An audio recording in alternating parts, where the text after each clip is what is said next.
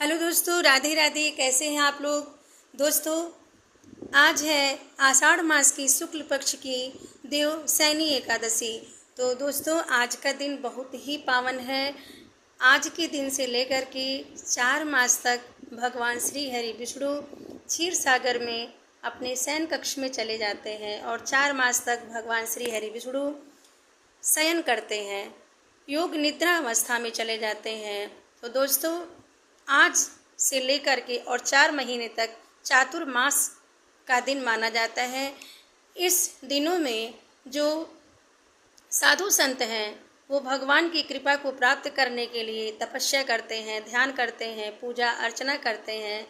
भक्तों के द्वारा जो ये 4 मास का जो समय होता है, इसमें भगवान की पूजा अर्चना आराधना और सब कुछ किया जाता है। देखिए, इन 4 महीने में मांगलिक कार्यों को बंद कर दिया जाता है। इसलिए बंद कर दिया जाता है कि जो गृहस्थ हैं वो 4 मास तक भगवान की पूजा अर्चना आराधना करके, भगवान के नाम का जप करके भगवान की कृपा को प्राप्त कर सकें।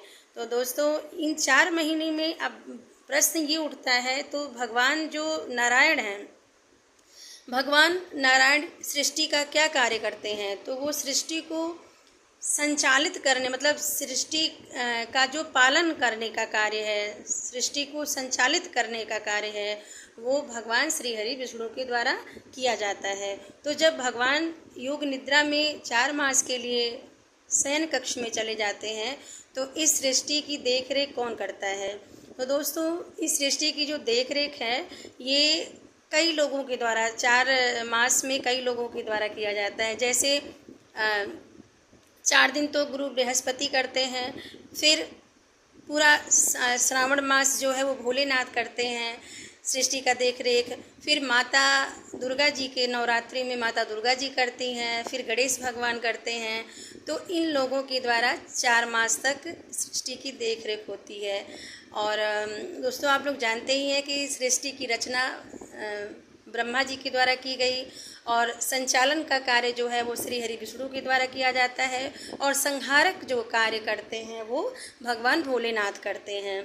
तो दोस्तों, ऐसी सृष्टि की रचना है। चूँकि हमारे श्री हरि विष्णु आज से शयन कक्ष में जा रहे हैं, तो और फिर 4 महीने बाद देव उत्थानी एकादशी से, देव उठनी एकादशी से श्री हरि को उनके भक्तों के द्वारा शयन कक्ष से फिर जगाया जाता है, उठाया जाता है और तभी से मांगलिक कार्य संपन्न होते हैं। तो आज से ही धर्म तीर्थ यात्रा सभी बंद हो जाते हैं। तो धार्मिक कार्य होते हैं लेकिन मांगलिक कार्य नहीं होते।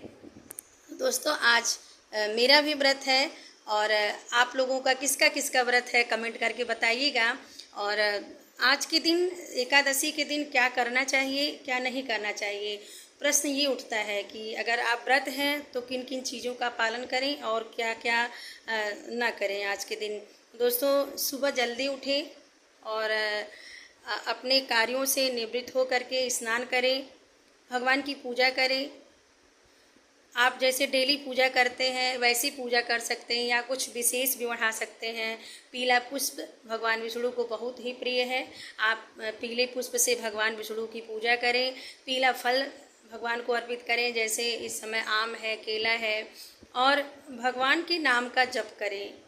देखिए, कलयुग में भगवान का नाम ही सब कुछ है। आप यज्ञ तप जप कुछ न करिए, सिर्फ भगवान का नाम का जप सुमिरन करिए, आप यज्ञ के समान फल मिलता है आपको। दोस्तों, भगवान के नाम का जप कैसे करना चाहिए, आज के दिन कौन सा मंत्र जप करना चाहिए। तो ओम नमो भगवते वासुदेवाय का आप जप कर सकते हैं या ओम नमो नारायणाय का जप कर सकते हैं। इन दोनों मंत्रों से भगवान विष्णु को रिझाया जा सकता है, भगवान विष्णु की कृपा को प्राप्त किया जा सकता है। तो दोस्तों, आप लोग अपने घर में माला कैसे जप करते हैं। मैं तो माला जप करने के लिए मैं आप लोगों को दिखा रही हूँ। देखिए, भगवान विष्णु का जो माला है वो तुलसी माता जी के माला पे जप किया जाता है। अगर आप गले में तुलसी को धारण करिए, देखिए मैं तुलसी माता जी को जो है गले में धारण की हूँ। तो तुलसी का माला भी आप धारण कर सकते हैं और तुलसी की माला से जप कर सकते हैं। और माला जप करते समय इस बात का ध्यान रखना चाहिए कि माला को आप खाली न जप करिए। ऐसे ऐसे लोग, बहुत लोग ऐसे माला ले लेते हैं और जप करने लगते हैं, तो आप ऐसे माला जप न करिए। एक कपड़ा, लाल कपड़ा या पीले कपड़े से आप इस तरीके से झोली बना लीजिए और अपने हाथों को इस झोली ऐसे बनाइए कि झोली जो है खुला रहे, और इसमें अपना हाथ अंदर डाल करके फिर जप करिए, ओम नमो भगवते वासुदेवाय, ओम नमो नारायणाय, ओम नमो भगवते वासुदेवाय। तो दोस्तों आज के दिन हो सके तो 108, नहीं तो जितना आपके सामर्थ्य में हो भगवान का भजन करिए, कीर्तन करिए, उनका सुमिरन करिए, नाम जप करिए और भगवान की कृपा को प्राप्त करिए।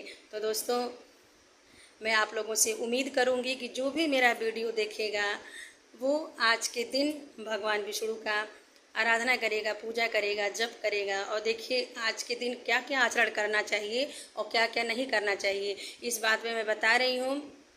अगर आप व्रत रख सकते हैं तो बहुत अच्छी बात है, क्योंकि आज के दिन अनाज में, जो अनाज हम लोग खाते हैं डेली, उसमें पाप का निवास होता है। तो अगर आज के दिन अनाज का हम त्याग कर दें तो उस पाप से हमको छुटकारा मिल जाता है। तो एकादशी कृष्ण पक्ष और शुक्ल पक्ष 2 पड़ती है महीने में, तो कम से कम दोनों एकादशी व्रत को रखना चाहिए। ये सर्वश्रेष्ठ व्रत है।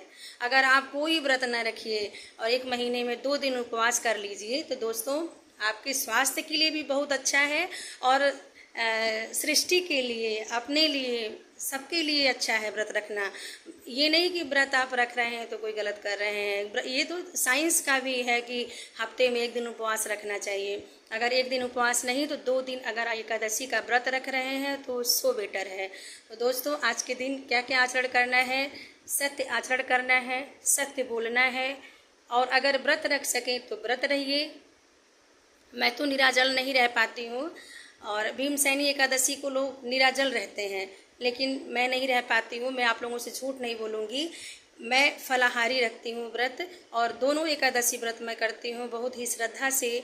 और दोस्तों आप लोग भी कर सकते हैं। अगर व्रत नहीं रह पाते हैं तो आज के दिन चावल न खाइए, असत्य न बोलिए, किसी की निंदा न करिए, और तामसिक भोजन जैसे प्याज, लहसुन, इन सब का आप अगर त्याग कर देंगे तो बेटर रहेगा, अच्छा रहेगा।